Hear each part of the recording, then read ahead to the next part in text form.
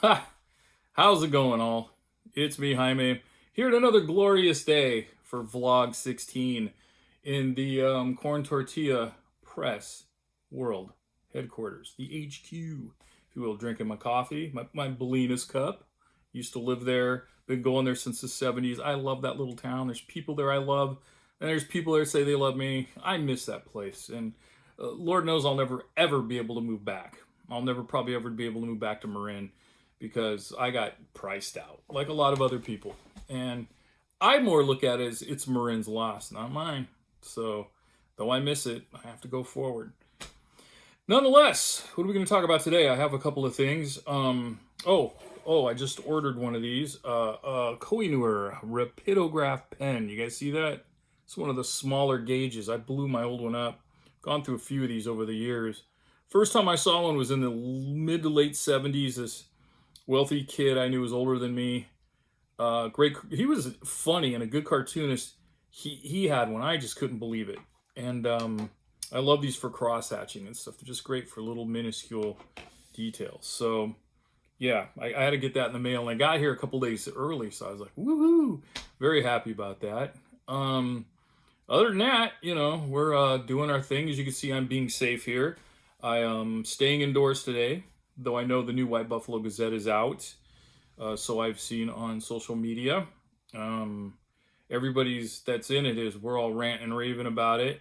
And I'm very pleased and flattered that I actually got some compliments on the piece I submitted, which is an old piece that I had laying around, but I found it recently and thought this would be a good place to put it.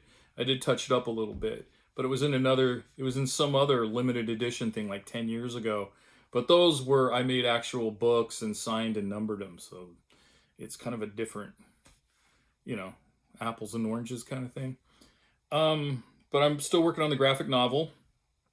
I've been told the illustration gig I have coming up is on hold for a minute because of all the situations that are going on pandemically that we're all aware of.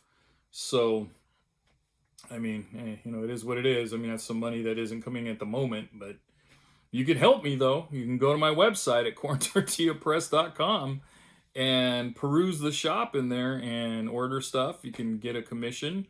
As soon as Jill out in Massachusetts gets her commission, I will then post a picture of what it is, because I don't want to blow the surprise, and then you guys can kind of see what I'm doing. It's kind of cartoony and kind of not. So we'll just leave it at that.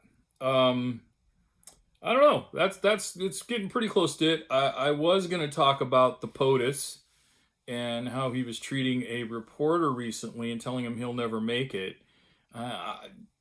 Okay, I'm not the quickest guy on the planet, but I assumed that being a reporter was to ask questions, and some hard questions. And I've seen presidents in the past, if they didn't like the question, they'd give some, BS answer and then just move on.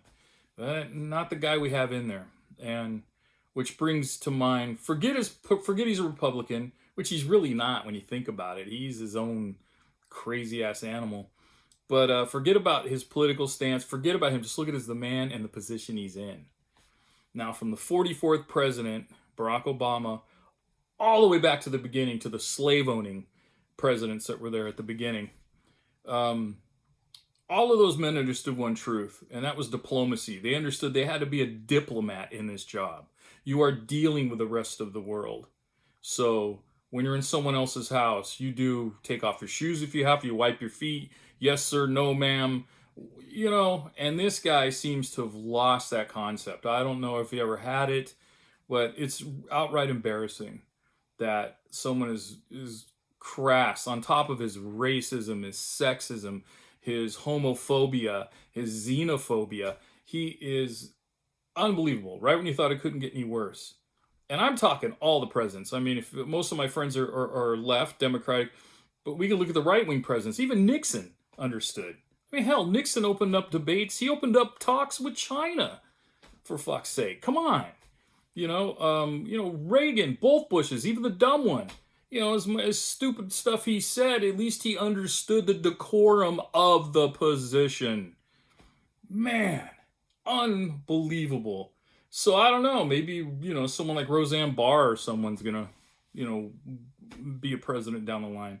Not to pick on her, but I'm just saying that you know, that whole kind of, wow, he's plain talking.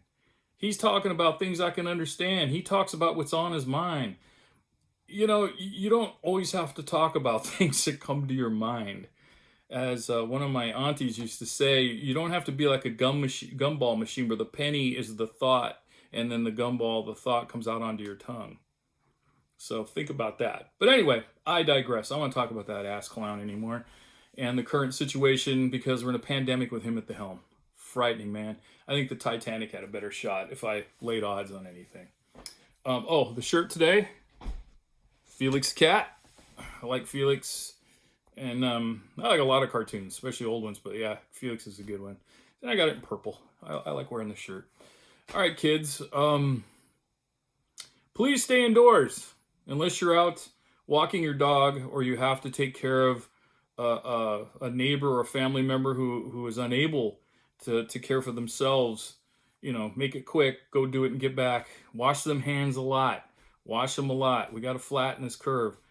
And most importantly, drink your coffee and be kind to one another. Because, at the end of the day, that's what we got. Each other. All right, everyone. Thank you so much for, indulging me in doing this. It's now become part of my life and the day. I'm going to head over under the table there and begin to doodle some more of what I do. And hopefully you guys have a wonderful day as well. Hope to hear from you, too. Hope to see you tomorrow. Thanks again.